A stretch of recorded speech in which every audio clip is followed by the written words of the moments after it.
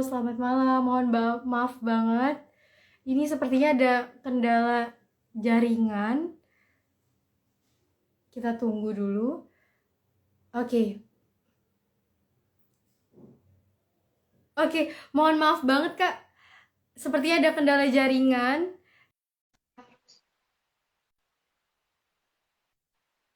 Oke.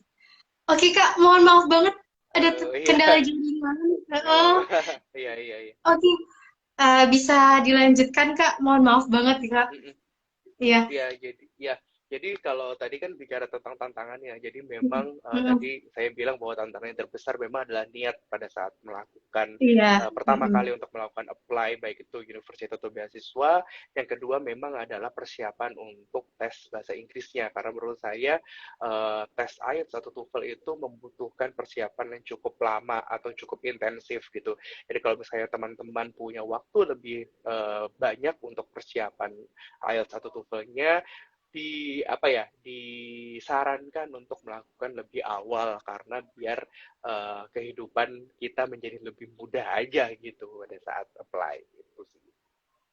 Oke, wah keren banget. Jadi ketika ada kesempatan ya udah mulai aja ya, Kak ya. Mm-mm, betul. Oke, kalau dari faktor apa sih Kak yang sangat mempengaruhi nih diterima sebagai awardee LPDP? Oke. Jadi kalau misalnya award di LPDP mungkin menurut saya penilaiannya itu lebih banyak pada saat interview atau seleksi substansi tadi. Kalau untuk detailnya mungkin saya tidak begitu paham untuk penilaiannya, tapi menurut saya lebih ke bagaimana kita bisa meyakinkan interviewer kita tentang apa namanya pentingnya jadi bidang ilmu yang mau kita lanjutkan untuk master degree atau doktoral itu di luar atau di dalam negeri dan juga kontribusi apa yang bisa kita berikan kembali kepada Indonesia karena memang kan untuk beasiswa LPDP ini dibiayai oleh negara jadi kita harus punya kontribusi untuk mengembalikan dalam tanda kutip mengembalikan apa yang sudah diberikan oleh negara untuk negara kembali gitu sih. Oke, kalau untuk apply beasiswa S2 ini Kak, faktor dari organisasi pada saat S1 itu penting nggak sih Kak? Menurut saya sebenarnya organisasi atau misalnya experience yang kita lakukan selama S1 itu cukup penting gitu ya. Meskipun bukan satu-satunya yang paling penting, tapi itu juga menjadi nilai tambah bagi kita ketika kita baik itu apply di university atau di beasiswa gitu. Karena dengan adanya track record kegiatan kita selama S1, baik itu organisasi atau kegiatan sosial atau yang lain sebagainya, itu bisa memberikan penilaian tambahan, misalnya kemampuan leadership kita, kemudian kemampuan kita untuk berkontribusi, kemudian kemampuan kita untuk bekerja sama dengan orang lain, itu menjadi suatu nilai tambah bagi universitas atau bagi penyelenggara beasiswa itu sendiri. Oke, wah keren banget. Kalau motivasi kakak sendiri nih, kenapa ingin melanjutkan S2? Nah, kalau untuk motivasi sendiri, mungkin ini akan jadi sebuah apa ya, sebuah cerita yang cukup panjang gitu ya. Mm-mm. Jadi dimulai dari eh, saya sendiri berasal dari keluarga ekonomi yang bisa dibilang menengah ke bawah. Jadi saya hanya seorang anak yang berasal dari sebuah desa di Jawa Timur, di Gresik. Saya berasal dari keluarga yang bisa dibilang menengah ke bawah untuk ekonominya. Waktu itu pada saat kecil orang tua saya selalu bilang bahwa orang miskin itu nggak boleh sakit gitu. Jadi sering banget saya dengar itu dari orang tua, orang miskin itu seperti kita nggak boleh sakit gitu. Nah, setelah saya kuliah dan lain sebagainya, saya sadar bahwa itu adalah merupakan gambaran dari betapa buruknya waktu itu sistem kesehatan kita di Indonesia ini, terutama untuk orang-orang yang berasal dari ekonomi yang menengah ke bawah gitu. Nah, Untungnya pada tahun 2014 kalau nggak salah pemerintah Indonesia meluncurkan yang kita kenal sebagai Jaminan Kesehatan Nasional atau JKN. Mungkin teman-teman mengenal lewat BPJS Kesehatan gitu. Iya. Nah, BPJS Kesehatan ini dia apa ya? Dia membantu warga negara Indonesia terutama yang menengah ke bawah untuk bisa mengakses kesehatan. Nah, sampai di 2022 ini kan hampir 10 tahun ya BPJS ini berjalan gitu, tapi masih ada banyak sekali kritik, banyak sekali permasalahan yang muncul di BPJS ini.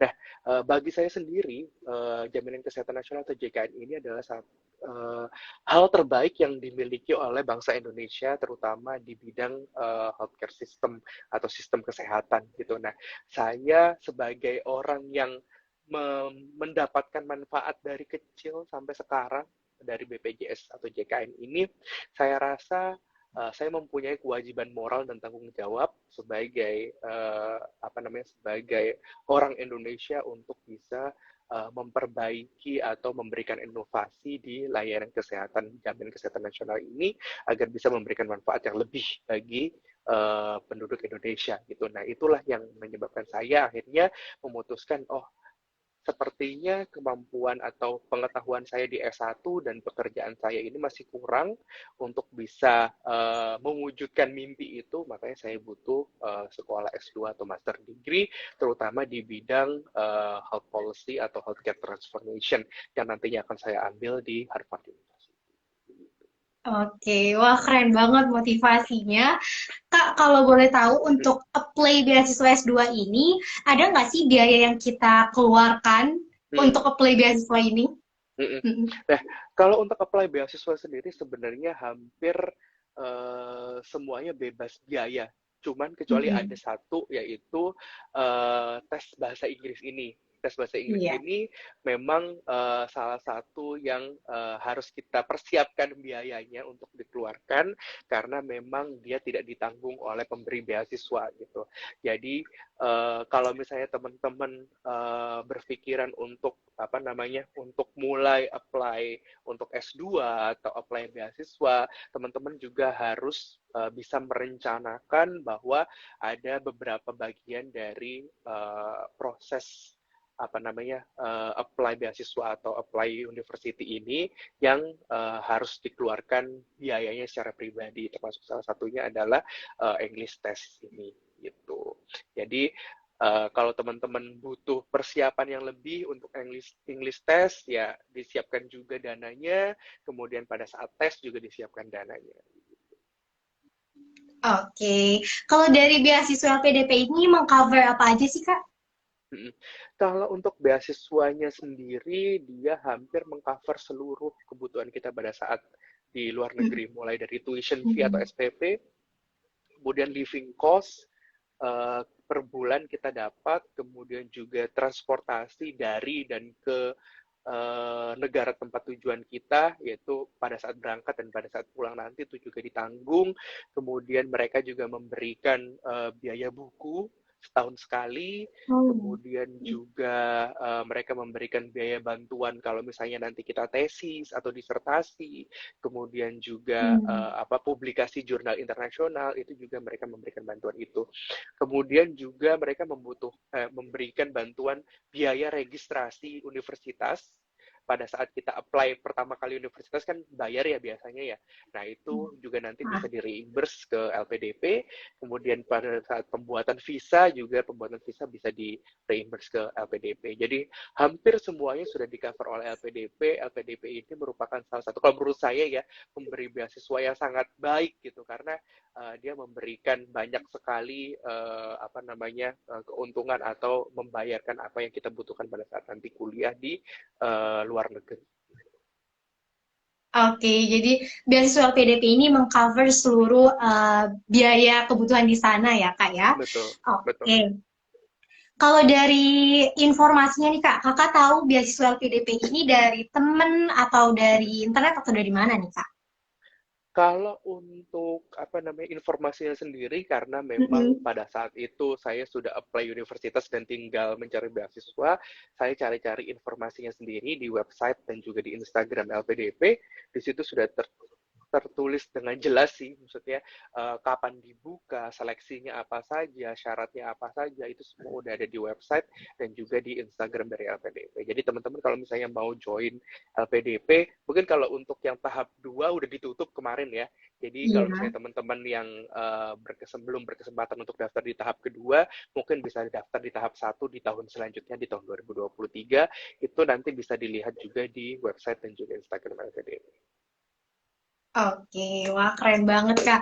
Kalau dari beasiswa lainnya Kak, pernah nggak sih merasakan kegagalan pada saat play beasiswa yang lain? Kalau untuk apply beasiswa, Mm-mm. saya kebetulan untuk apply-nya hanya di LPDP. Jadi saya Oh iya. ya belum belum apa namanya belum merasakan untuk beasiswa-beasiswa yang lain.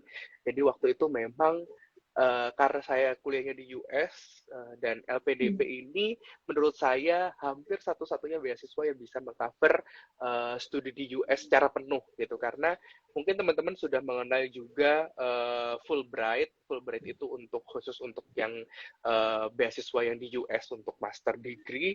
Nah, master degree untuk yang Fulbright itu kalau tidak salah dia tidak mengcover seluruh kebutuhan kita, jadi masih harus nambah sendiri untuk biayanya. Makanya waktu itu saya memutuskan ya udah daftarnya LPDP saja gitu.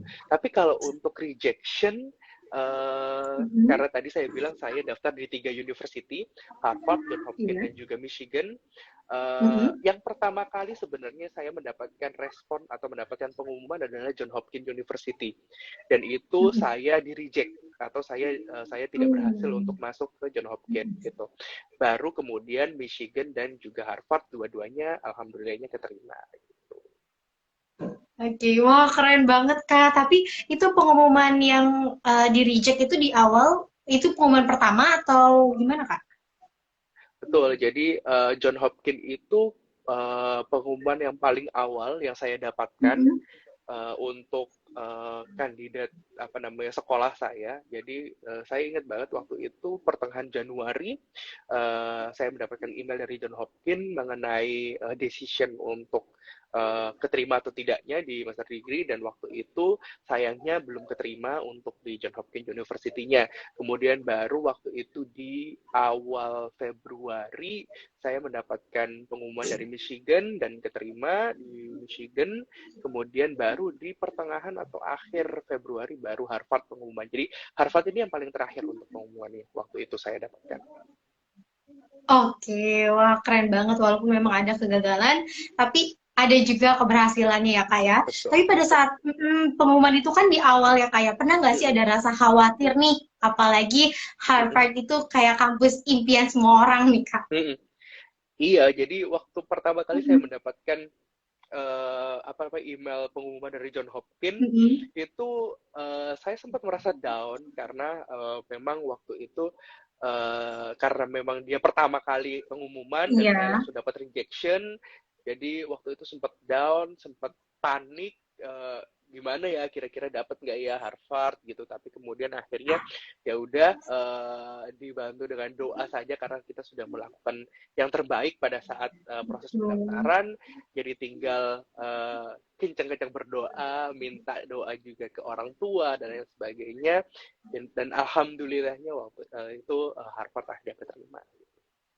Alhamdulillah akhirnya Harvard keterima di Harvard ya Kak. Betul. Oke, ada pertanyaannya nih Kak dari Alfi. Mm-mm. Beasiswa Master LPDP itu ada batasan umur gak Kak?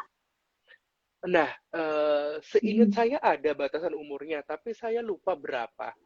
Kalau nggak Mm-mm. salah mungkin 35 atau berapa gitu. Tapi mungkin teman-teman bisa langsung lihat lengkapnya di website LPDP sama di Instagram LPDP untuk batasannya. Seingat saya baik itu master atau beasiswa doktoral ada batas usianya.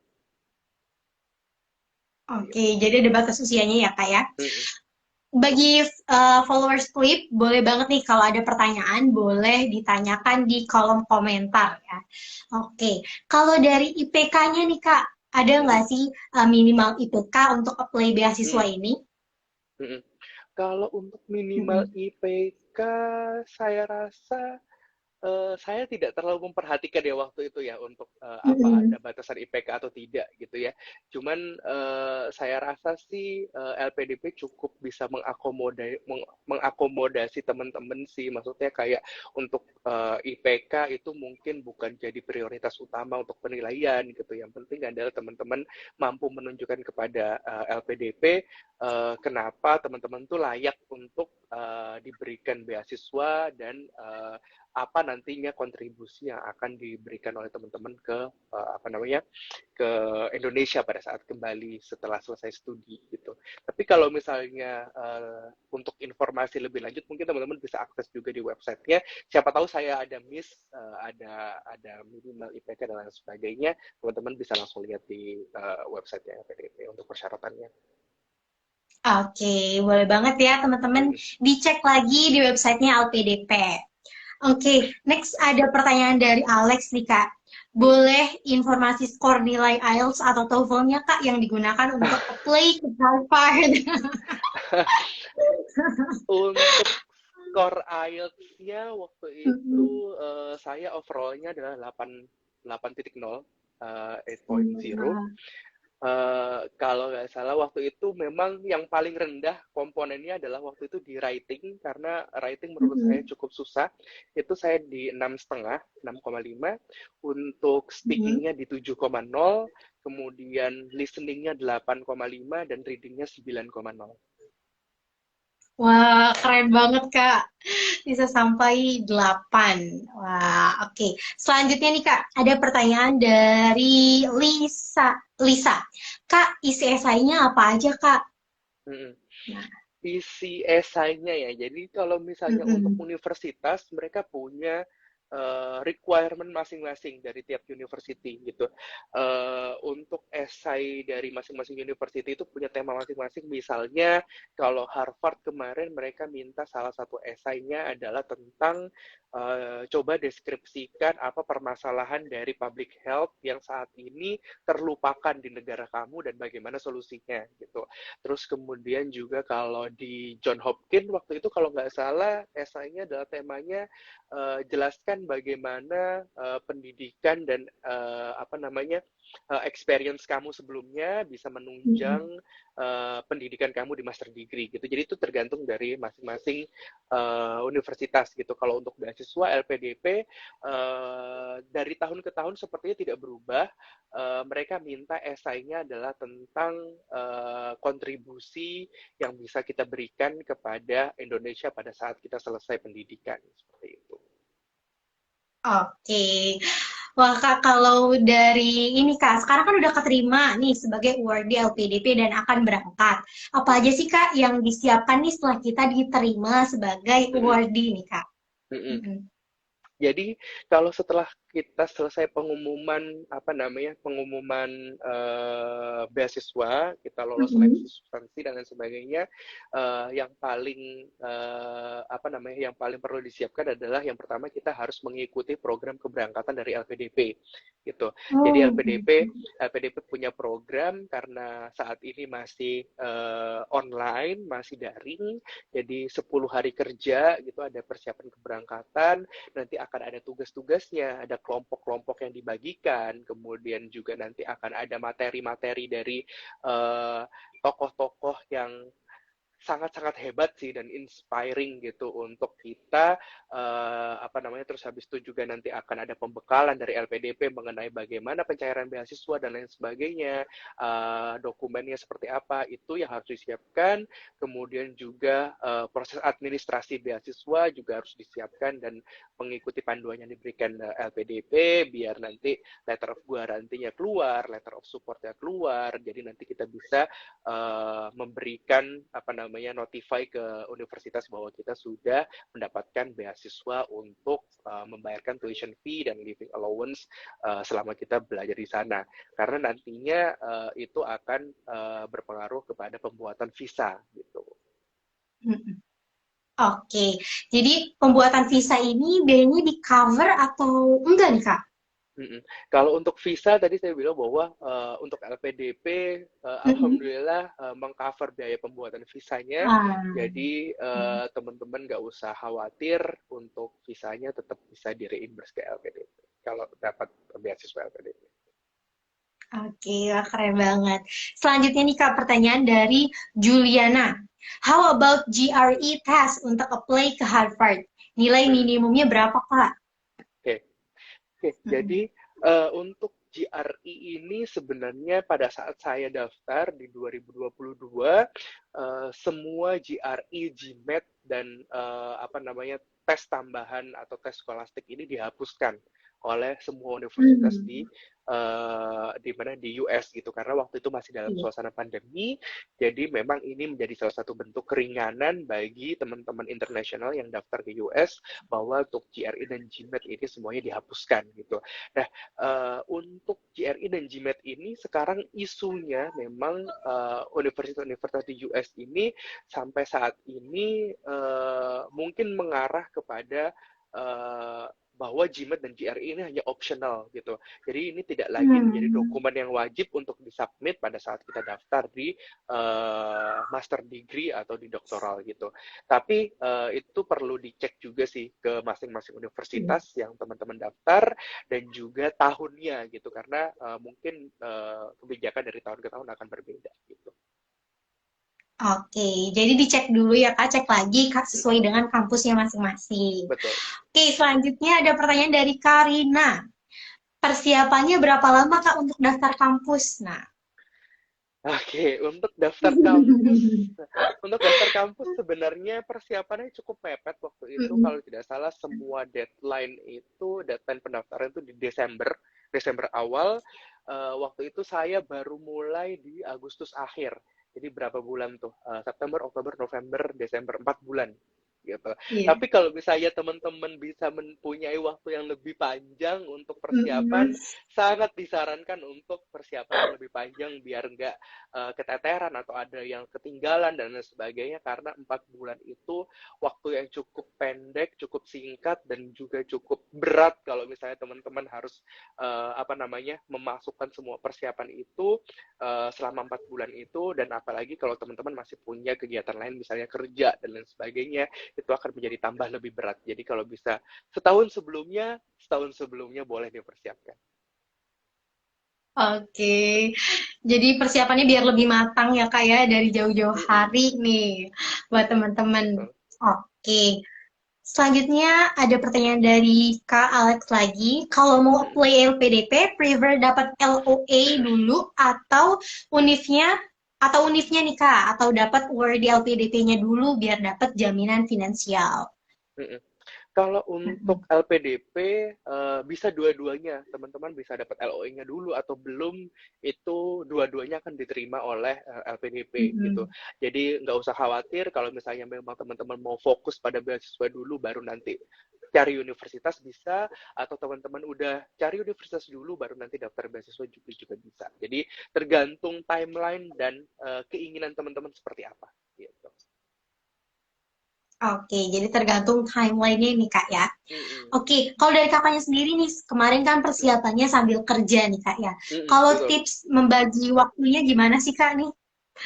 Iya. Kerja Iya. dan play beasiswa. Ya itu memang cukup berat sih teman-teman kalau Iya. misalnya kita apply beasiswa atau apply universitas sambil kerja itu cukup berat tapi saya yakin teman-teman juga bisa. Kalau saya bisa teman-teman pasti juga bisa.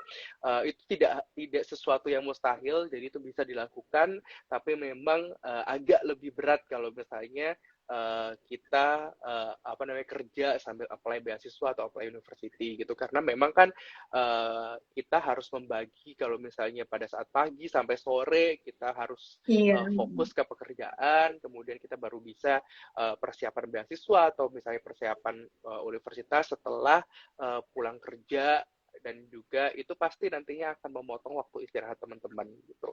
Karena dari pengalaman saya sendiri, waktu itu Iya. persiapannya bisa sampai jam 12 malam dan lain sebagainya. Jadi Hmm. itu cukup menguras energi. Jadi teman-teman harus bisa membagi waktu dengan cukup baik sih untuk antara kerjaan dan juga proses apply university atau beasiswanya. Oke, wah keren banget nih Kak. Kak, kalau kita udah dapat beasiswa ini, kerjaannya Mm-mm, kita resign atau seperti apa Kak? Atau memang ada mm-mm. kebijakan dari perusahaannya atau kerjaannya nih Kak? Mhm.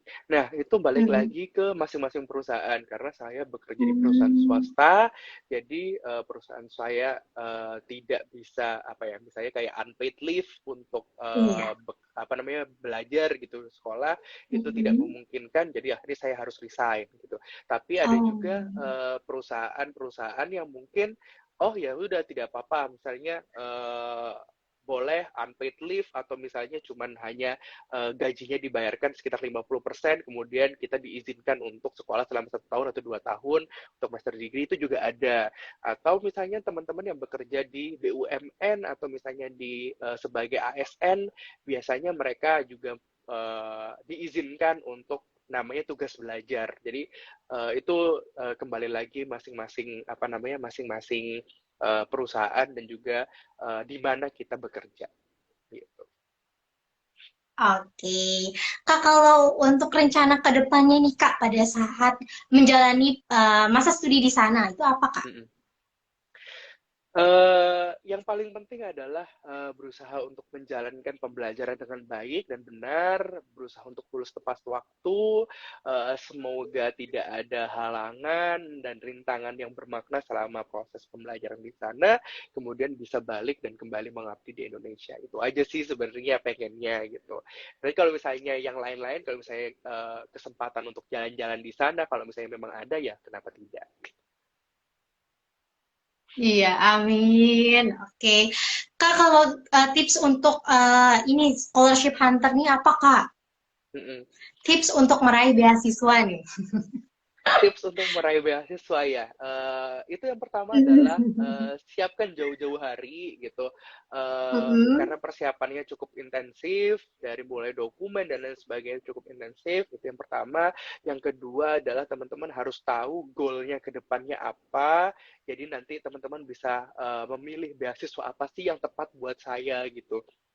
Nggak semua orang tepat untuk memilih LPDP misalnya, atau misalnya ada pilihan beasiswa yang lain, misalnya kayak di UK ada Chevening, kemudian di Europe ada Erasmus, kemudian di US juga ada Fulbright. Jadi teman-teman bisa memilih nih apa yang kira-kira yang cocok buat teman-teman tuh apa. Kemudian yang ketiga adalah cari teman yang bisa mendukung selama kita proses apply Betul. beasiswa ini, karena memang kita tidak dipungkiri bahwa proses apply beasiswa ini adalah proses yang cukup melelahkan.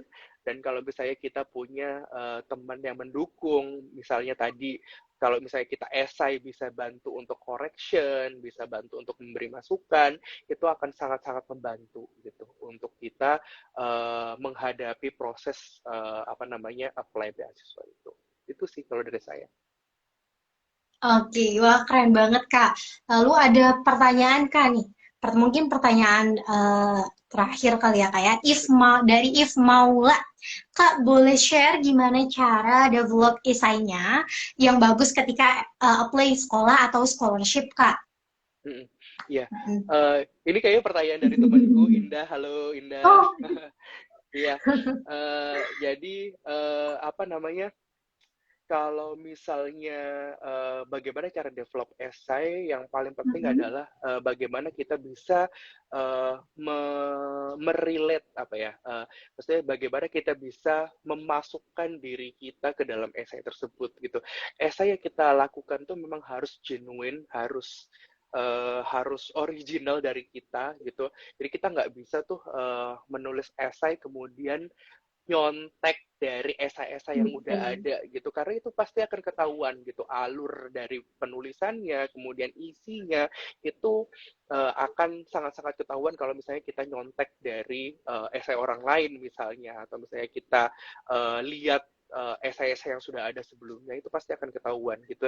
Jadi kalau menurut saya yang paling enak dilakukan adalah tulis saja dulu apa yang mau kita tulis, kemudian baru habis itu dari situ kita revisi lagi, kita revisi lagi, kita revisi lagi, kita minta bantuan orang lain untuk yang tahu kita, untuk bisa merevisi, untuk memberikan masukan. Dari situ nanti perlahan-lahan esainya akan jadi makin baik, makin baik, makin baik gitu. Karena tadi saya bilang 90% dari kita, kalau kita Iya. baca esai awal kita pasti akan berpikir, Mm-mm. ini esai jelek banget ya, nulis apa sih waktu itu gitu. Jadi itu memang suatu hal yang sangat-sangat sering terjadi. Oke, wah keren banget. Jadi butuh banget nih kayak masukan dari orang lain. Betul, betul. Oke, kalau ini Kak, closing statement-nya, apa Hmm. sih Kak pesan atau motivasi yang ingin disampaikan kepada scholarship hunter nih Kak? Hmm. Kalau untuk pesan, saya rasa teman-teman jangan takut untuk mencoba, jangan takut untuk apply, baik itu beasiswa atau university, karena apa namanya, step pertama adalah untuk mengalahkan rasa takut dan juga minder teman-teman, bahwa teman-teman tuh mampu juga kok untuk bisa diterima di universitas-universitas yang terbaik di luar negeri maupun di dalam negeri, dan juga menerima beasiswa yang juga terbaik menurut teman-teman. Jadi jangan takut untuk mencoba, kalaupun nanti gagal tetap dicoba lagi, karena memang uh, banyak sekali teman-teman yang harus mencoba 2 sampai 3 kali agar bisa dapat sesuatu yang diinginkan. Jadi itu yang pertama jangan takut, yang kedua jangan menyerah. Udah itu aja sih.